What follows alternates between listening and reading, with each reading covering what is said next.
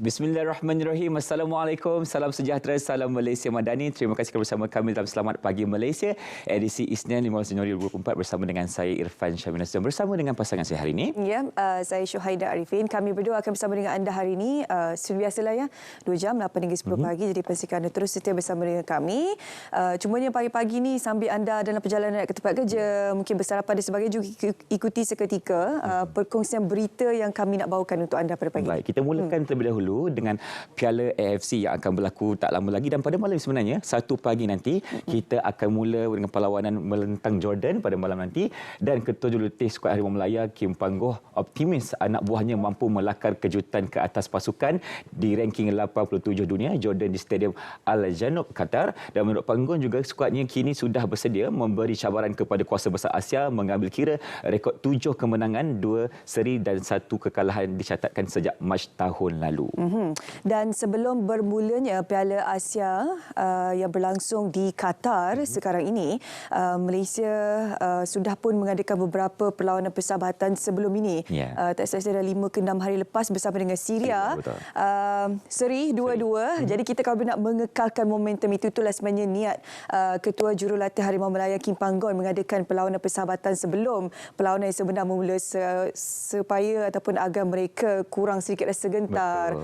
Sudah mendapat orang kata momentum ataupun pergerakan yang sepatutnya mereka pamerkan pada aksi yang sebenar. Jadi kita ucap sama jaya, ayuh rakyat Malaysia, ekor-ekor Harimau Melaya yang berada di Malaysia untuk sama-sama menonton perlawanannya pada malam ini atau pagi Selasa 16, iaitu pukul 1 pagi. Perlawanan pertama kumpulan E, Malaysia menentang Jordan. Ya, tapi kalau ikut ke show agak-agak berapa kita boleh menang malam ni, show?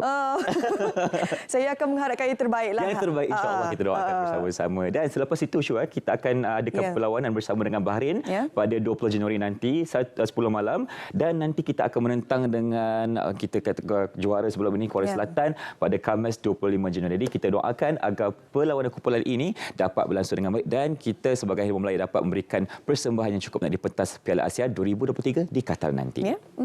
Okey, berita seterusnya pada pagi ini kami kongsi pada anda.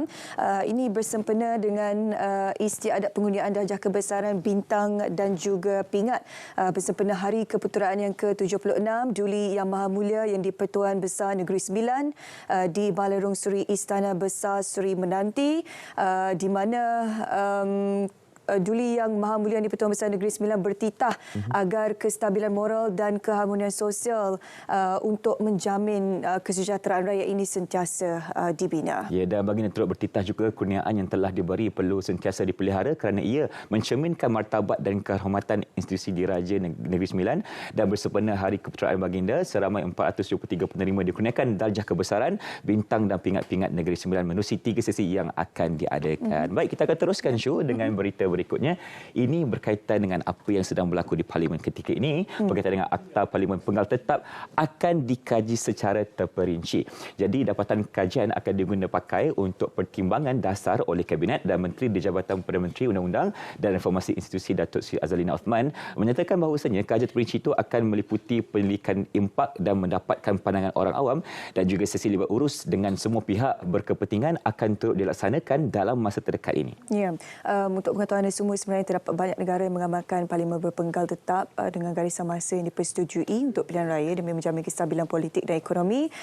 Juga pelaksanaan Parlimen berpenggal tetap ini adalah untuk menghalang sebarang cubaan rampasan kuasa yang memudaratkan sistem demokrasi berparlimen negara. Saya rasa rakyat Malaysia sedia maklumlah ya bagaimana sebenarnya peralihan kuasa yang begitu pantas tanpa memenuhi satu penggal yang sepatutnya memberi kesan terhadap rakyat sebenarnya. Apabila bertukar saja tanpa permintaan akan bertukar segala polisi dan sebagainya. Jadi ini kajiannya akan dilaksanakan. Kita mendoakan agar ianya dapat berjalan lancar dan juga memastikan agar demokrasi Malaysia sentiasa dipelihara. Betul. Dan seterusnya kita akan kongsi kepada anda berkaitan dengan update terkini berkaitan banjir di Johor, dan ketika ini jumlah penduduk terjejas menurun. Jika kita lihat perinciannya, sebuah lagi pusat pemindahan sementara PPS ditutup menjadikan hanya 9 PPS yang masih beroperasi di Johor. Johor ketika ini. Dan Jabatan Kuasa Pengurusan Bencana Negeri JPBN memaklumkan jumlah penduduk terjejas menurun kepada 791 orang setakat pukul 4 petang semalam. Mersing kekal paling ramai meskipun berkurangan kepada 432 penduduk terjejas di 3 PPS, diikuti Kota Tinggi turun kepada 150 orang di 2 PPS, Keluang kekal 98 penduduk terjejas berlindung di sebuah PPS. Jadi kita akan kongsi kepada anda juga berkaitan dengan kajian laporan cuaca di mana ramalan cuaca signifikan dengan luruan angin timuran sehingga 17 Januari nanti. Ya, dalam kenyataan Malaysia memaklumkan keadaan itu boleh menyebabkan peningkatan kelembapan yang berpotensi membawa hujan berterusan. Terutamanya di kawasan Sarawak dan juga timur Sabah selain pada angin kencang dan juga laut bergelora di Laut Cina Selatan dalam tempoh berkenaan. Ya, dan sementara itu Malaysia turut mengeluarkan amaran angin kencang dan laut bergelora berkuat kuasa semalam hingga Rabu depan melibatkan Condor dan Reef North yang berada pada kategori kedua, dan amaran kategori pertama pula melibatkan Pulau Tioman di Pahang, Pulau Layang-Layang dan Sulu di Sabah, Labuan Palawan di Filipina, Samui di Thailand dan Bunguran di Indonesia untuk tempoh yang sama. Jadi orang awam dinasihatkan juga ketika ini untuk kita merujuk amaran dalam masa sawang www.met.gov.my untuk kita melihat perkongsian dan juga update berkaitan dengan cuaca di Malaysia. Okey, kita nak berehat seketika. Itu perkembangan pada pagi ini kami sempat kongsi pada anda. Kita berehat seketika dan kembali selepas ini. Selamat pagi Malaysia.